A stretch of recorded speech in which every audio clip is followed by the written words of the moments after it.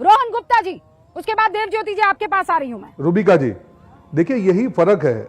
आपने बिल्कुल वाजिब सवाल उठाया। जिस प्रकार से मौलाना पूरे मुसलमान भाई बहनों को अपील कर रहे हैं, अरे अधिकार किसने दे दिया आपको? जो कांग्रेस तुष्टीकरण की राजनीति करते मुसलमान भाई बहनों को मुख्य धारा से 60 साल से अलग रखा, आप आज भी उसके पीछे लगे हुए हैं, इसलिए आपकी विश्वसनीयता खत्म हो गई। और जितनी भी सरकार की योजनाएं हैं रूबिका जी, सुनिए, जितनी भी सरकार की योजनाएं हैं, कहां भेदभाव किया गया?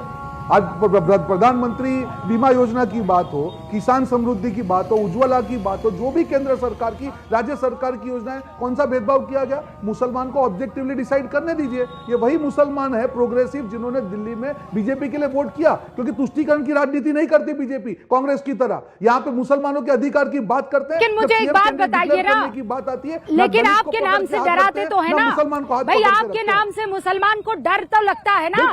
आपके खिलाफ जो नैरेटिव बनाया जाता है उस पर विश्वास तो करता है ना मुसलमान। तो मुझे ये बताइए, आपने रोहन गुप्ता जी, आपने क्या किया है? आपने कितने टिकट दे दिए मुसलमानों को कि चलिए शुरुआत पहले हम करते हैं? आपने ऐसा किया क्या कि चलिए शुरुआत हम करते हैं, हम टिकट देते हैं? जीते के हारे, जीते के हारे, मैं आपको वापस कह रहा हूं, सिंबलिज्म में ही सही, लेकिन हम टिकट देते हैं। टिकट की बात हो, किया आपने, है आप में हिम्मत, ऐसा कर पाएंगे? मैं जवाब दे दूं, मैं आपको वापस बोल रहा हूं। देखिए हरियाणा में हमने 3 टिकट दिए थे, आपको मालूम है। यहां पे बात है विनेबिलिटी की। कभी भी टिकट देना भेदभाव, वो भी तो भेदभाव हुआ ना। आप धर्म के नाम पे क्यों भेदभाव कर रहे हैं? मुसलमानों को देश के संसाधनों पे अधिकार है, सरकारी योजनाओं पे अधिकार है। और जगह, आपने सही सवाल पूछा कि एक मुसलमान का नाम बताए जिसको देश से बाहर निकाल गया। तुष्टीकरण नहीं करना मतलब ये नहीं कि आप मुसलमान के खिलाफ है। तुष्टीकरण नहीं करना मतलब ये है कि आप सब धर्म के लोगों को एक साथ गिनते हैं, हर भारतीय एक गिनते हैं। यही तो फर्क है। आपने तोड़ मरोड़ के हमेशा से मुसलमान के सेंटिमेंट का दुरुपयोग किया, हर राज्य में दुरुपयोग किया, और आपको तुष्टीकरण नहीं करेंगे समझ में आता है, तुष्टीकरण नहीं करेंगे समझ में आता है। लेकिन मुसलमान आपसे ये पूछेगा तो सही ना कि मैं जाकर अपनी कौम को क्या बोलूंगा? मेरे पास तो कोई टिकट नहीं है, मेरे पास तो कोई पावर नहीं है, तो शुरुआत कौन करेगा? जो पावर की स्थिति में बैठा है वो करेगा ना। तो आप बिहार में टिकट क्यों नहीं दे देते हैं? आपको कौन रोक रहा है? किसी ने हाथ पकड़ा है आपका?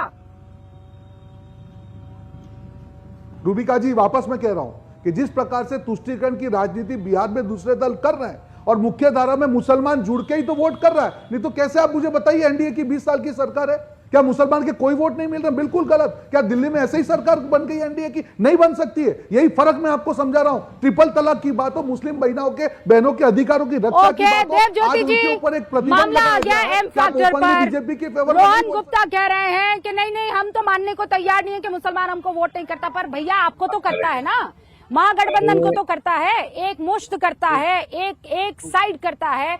एम फॉर मल्ला उप मुख्यमंत्री के दावेदार हो जाते हैं, लेकिन एम फॉर मुसलमान का ना तो चेहरा और ना ही बहुत भयंकर तौर पर रिप्रेजेंटेशन। तो सवाल तो आपसे पूछे जाएंगे कि झूठा झूठा प्यार नहीं है तो क्या है?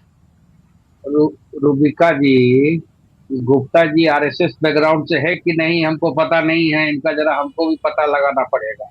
आरएसएस के पाठशाला में क्या पढ़ाया जाता है ये हमको भी मालूम है। हम झांके हैं, एनडीए में रह के देखे हैं, तब ये भागे बाहर से।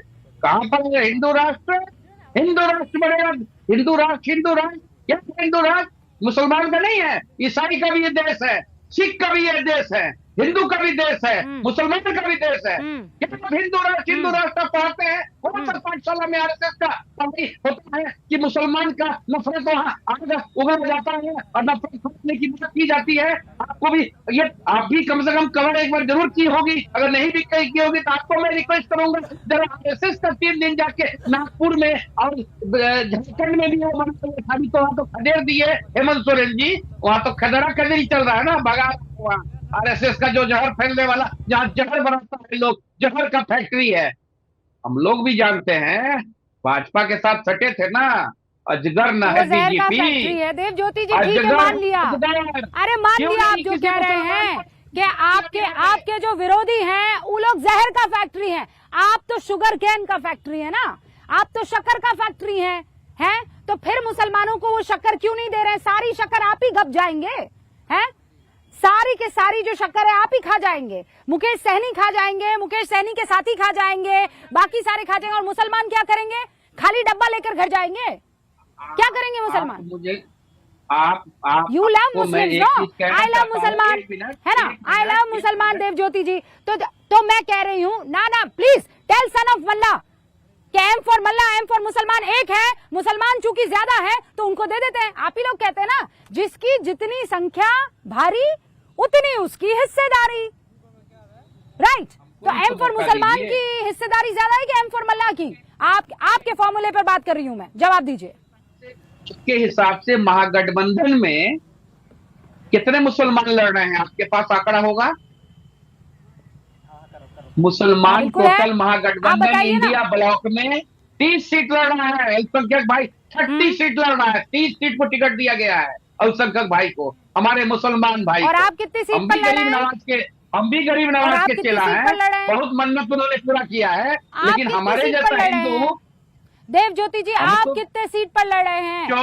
14 सीट में लड़ रहे हैं, एक सीट में आज हमने विड्रॉल हुआ है, कल हमारा विड्रॉल हुआ है। आधे से भी कम पर आप लड़ रहे हैं, लेकिन मुकेश सहनी उप मुख्यमंत्री के कैंडिडेट है। मुसलमान 30 से ज्यादा सीटों पर लड़ रहा है, लेकिन वो कैंडिडेट वह नहीं है। एक चीज ये बताइए, 11% 12% के वोट में अगर आज हम हैं, तो हम लोग का वोट को भी तो भारतीय जनता पार्टी अपना गुलाम समझती थी। कांग्रेस मला का बेटा, निषाद का बेटा खड़ा होकर आज जो है अपना तो बुलंद कर रहा है, तो आज जो है भारतीय जनता पार्टी। सर, मैंने ये कहा देवज्योति जी, मैं अपने शब्दों को चबाती नहीं हूँ। I do not mince my words. Devjyoti ji, मैं अपने शब्दों को चबाती नहीं हूँ। मैं आपसे कह रही हूँ, बहुत सारे मुख्यमंत्री उप मुख्यमंत्री पद के दावेदार है, ये मैंने तो नहीं कहा था, ये अशोक गहलोत जी ने कहा था। उसमें ये MY समीकरण वाला M भी तो डाल सकते थे ना। मैं आज आप लोगों से ये सवाल इसलिए कर रही हूं क्योंकि आप लोग बार बार बीजेपी पर, संघ पर आरोप लगाते हैं कि ये मुसलमानों से नफरत करने वाली पार्टी है, ये मुसलमानों के काम नहीं आने वाली पार्टी है। तो फिर आप आते हैं मुसलमानों के काम। आपको मुसलमानों से बेइंतहा मोहब्बत है, आप मुसलमानों को जी जान से चाहते हैं, तो फिर मुसलमानों को सीट क्यों नहीं दे रहे हैं, उप मुख्यमंत्री का पद क्यों नहीं दे रहे हैं, बताइए मुझे। मैंने ये नहीं कहा कि मल्ला जो है, सन ऑफ मल्ला, उनकी सीट छीनकर और मुसलमानों को दीजिए। देयर आर मेनी उप मुख्यमंत्री कैंडिडेट्स, तो उसमें से एक दीजिए ना, क्यों नहीं दे रहे हैं? कहने में क्यों डर लगता है आपको? क्यों मुसलमानों से दूरी बनाई हुई है आपने? अब हम बोल रहे हैं 2-3 मिनट, अगर आपकी इजाजत हो तो। आप मुझे ये समझाइए, ये तो भाजपा, मुझे सवाल का जवाब दे दीजिए। 40 सेकंड। बीजेपी में भी मेरे बहुत लोग मित्र हैं, उन लोग भी बोल रहे हैं कि एक डिप्टी CM होना चाहिए था कि बढ़िया से बीजेपी फिर हिंदू मुस्लिम लड़ाते रहे। मुसलमान भाई जो हैं 30 सीट दिया है, रूबिका जी नहीं हो रहा है, भारतीय हिंदू मुस्लिम नहीं हो रहा है, टिकट दिया, यहाँ सवाल जवाब हो रहे हैं, मत खेल कीजिए आप। कोई हिंदू मुस्लिम नहीं हो रहा है, यहाँ केवल अभी मुसलमानों की बात हो रही है। Don't try to deviate from the topic. मैंने यहाँ हिंदू वर्सेस मुस्लिम किया ही नहीं है। मैंने आपकी मुसलमानों से मोहब्बत पर सवाल पूछा है, मुझे आप उसका प्रैक्टिकली जवाब दीजिए, बात खत्म हो जाएगी। वो मैं 2 मिनट की बात खत्म कर देता हूँ। अगर Bharatiya Janata party deputy CM का उम्मीदवार करती है किसी मुसलमान भाई को, तो मैं हमारे कोऑर्डिनेशन कमेटी के चेयरमैन को जाके आदरणीय तेजस्वी यादव जी को, आदरणीय लालू यादव जी, गरीबों को मसीहा जो है, और हमारे आदरणीय नेता सन ऑफ मल्ला मुकेश सहनी जी को मैं भी बोलूंगा कि अगर बीजेपी बना रही है तो हम लोग को भी एक मुसलमान चेहरा होना चाहिए। बनाएगी बीजेपी, बनाएगी बीजेपी, बनाएगी।